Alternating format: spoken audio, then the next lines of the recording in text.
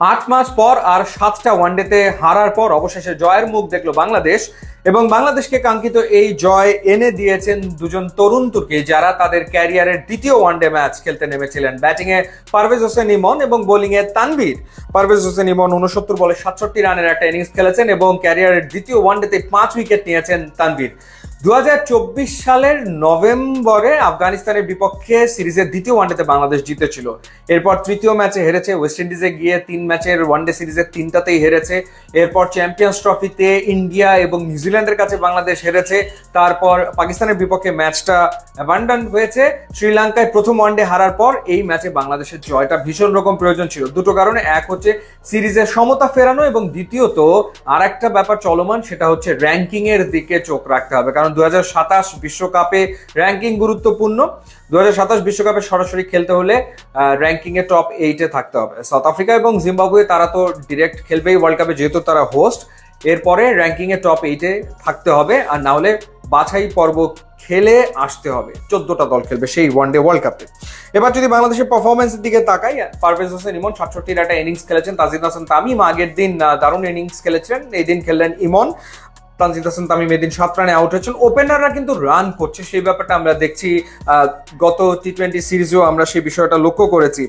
এরপর তাওহিদ হৃদয় 51 রানের একটা ইনিংস খেলেছেন এবং সেটা 69 বলে। স্ট্রাগল করেছেন ঠিকই, কিন্তু তিনি কিন্তু বেশ কষ্ট করে আসলে এই ইনিংসটাকে গ্রো করছিলেন। আনফরচুনেটলি রান আউট হয়ে যান, যার কারণে রান আউট হয়েছেন তানজিম হাসান সাকিব। তিনি খুবই ইম্পর্টেন্ট একটা ইনিংস খেলেছেন। 21 বলে 33 রানের ওই ইনিংসটা তানজিম হাসান সাকিব ওই সময় না খেললে বাংলাদেশ আসলে 248 পর্যন্ত পৌঁছতে পারে না এবং লিটারালি এই ম্যাচও বাংলাদেশের আসলে জেতা হয় না। 2 4 2 6 সাকিব হাঁকিয়েছেন এবং তার ভেতরে কিন্তু অলরাউন্ডার হওয়ার সম্ভাবনা ভীষণ রকম ভাবে আছে, কারণ তিনি বিভিন্ন সময় ব্যাটিং এ যখন সুযোগ পান তিনি অন্তত তার ব্যাটিং এর যে অ্যাবিলিটি সেটা তিনি মেলে ধরার চেষ্টা করেন।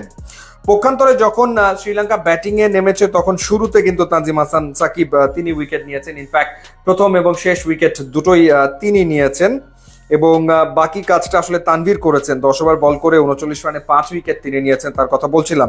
এছাড়া শামীম হোসেন একটা উইকেট নিয়েছেন বাংলাদেশের জার্সিতে ওয়ানডেতে, তার এটা প্রথম উইকেট। এবং মেহেদী হাসান মিরাজ 5টা ওয়ানডে পর আবারও উইকেটের দেখা পেয়েছেন। বাংলাদেশের জন্য আসলে এটা একটা স্বস্তির জয়, সবচেয়ে বড় ব্যাপার। কারণ হচ্ছে একটা টিম যখন হারতে থাকে তখন তারা আসলে মানসিকভাবে বেশ চাপে পড়ে যায়, সেখান থেকে বেরিয়ে আসার জন্য জয় খুবই দরকার হয় এবং এই জয়টা বাংলাদেশ পেয়েছে যখন বিগ 5 বাংলাদেশ দল থেকে বিদায় নিয়েছে। এবং এই ম্যাচে ইনফ্যাক্ট তাসকিন খেলেননি এবং লিটন দাস তাকে বাইরে রাখা হয়েছে। তো সেই ক্ষেত্রে তুলনামূলক ইয়াং সাইড নিয়ে মাঠে নেমেছিলেন মেহেদী হাসান মিরাজ এবং সেই ইয়াং সাইডই বাংলাদেশকে জিতিয়ে মাঠ ছেড়েছে। বাংলাদেশ দলকে অভিনন্দন। আশা করি এবার শ্রীলঙ্কার বিপক্ষে বাংলাদেশ ওয়ানডে সিরিজ জিতবে। ইউটিউব ইনস্টাগ্রাম লিঙ্ক দেওয়া আছে, আপনারা যোগ দিলে খুবই খুশি হবো। And thanks for watching.